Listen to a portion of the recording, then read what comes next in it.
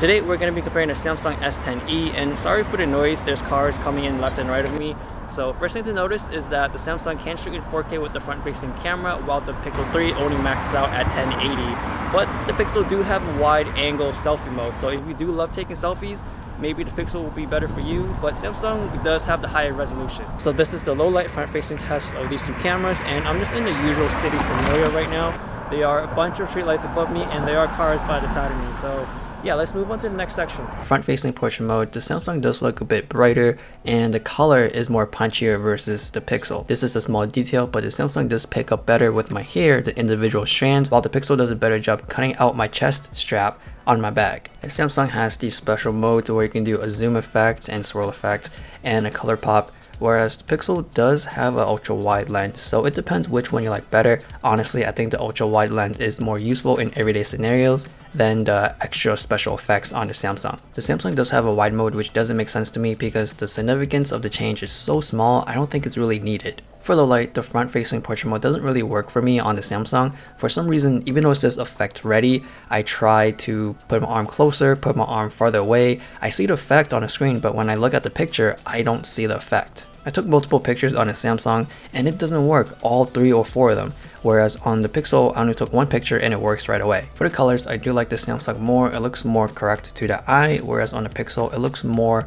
of a greener yellow shade on my skin tone. For portrait mode, the Pixel does crops in a bit more and it gives off that realistic or more closer to a realistic portrait focal length, which looks better in my terms because I do like to take more photography and I know more about it versus regular consumers, which may not matter to which focal length. So it depends on a personal preference, either Samsung or Pixel, but for me, I do like the more realistic portrait look that the Pixel gives off in its portrait mode. As you can tell, the Samsung does have a wider focal length, so in portrait mode, I would usually need to take a step in just to get about the same focal length as the Pixel. So if you want the most background blur, the Pixel does win in this category, even though if you put the bar on Samsung to max blur, which is 7, it still doesn't match up with the blur on the Pixel. Both of these phones do offer you the color pop option, which on the Samsung can actually access right there when you're taking a picture, whereas on the Pixel you would have to edit the photo, pick that option, and then you can see it, which now leads to the Samsung only giving the swirl and zoom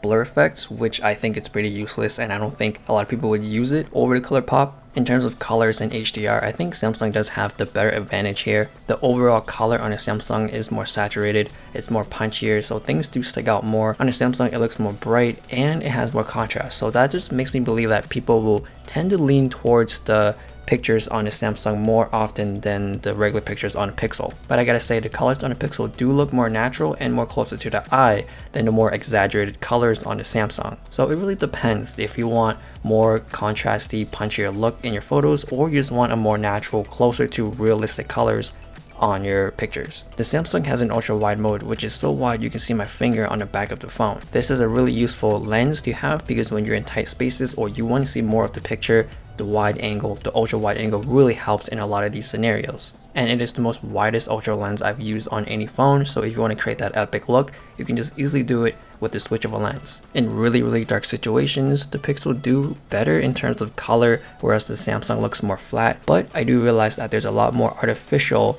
noise and artifacts coming off of the Pixel. Even with some little lighting or even a small street light, the Pixel do look better in terms of color, but once you switch it to night mode, it really brightens the picture and it looks like daytime. For regular nighttime shots walking around the city, they really perform about the same. The only slight difference I've seen is that the Pixel does correct a little bit of that yellow streetlight look, so a lot of its pictures is more on the bluish side, where the Samsung does have a bit more yellowish green tint to it. Switching off to video, for stabilization, they both do really good in daytime. They perform really about the same. I can't really see a big difference between these two, and right off the bat, the colors on the Samsung is way more saturated. Even on a cloudy day, the colors still pop, whereas on the Pixel 3, it really looks flat. The Samsung can also shoot in ultra wide mode for video, and for stabilization, for Samsung it's so much better. It looks like I'm almost on a gimbal. And the ultra wide option is so nice to have, especially if you want to see more of that street. Super steady shot is also available on the Samsung, which makes the handheld shot look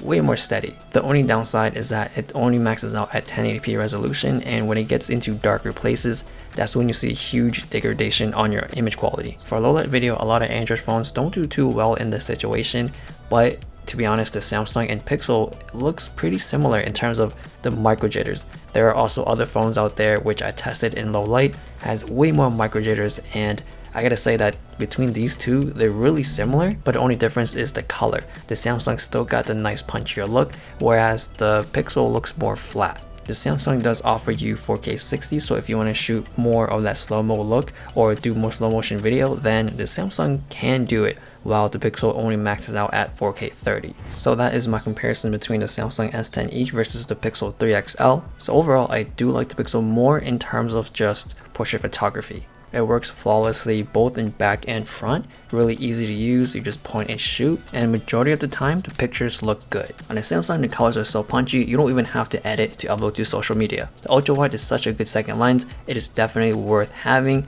just to get a different perspective. For the video side, the colors are still great on the Samsung and there's so much more options. So the Samsung is a great all-rounder for a lot of people out there. Thanks for watching and I'll see you guys later.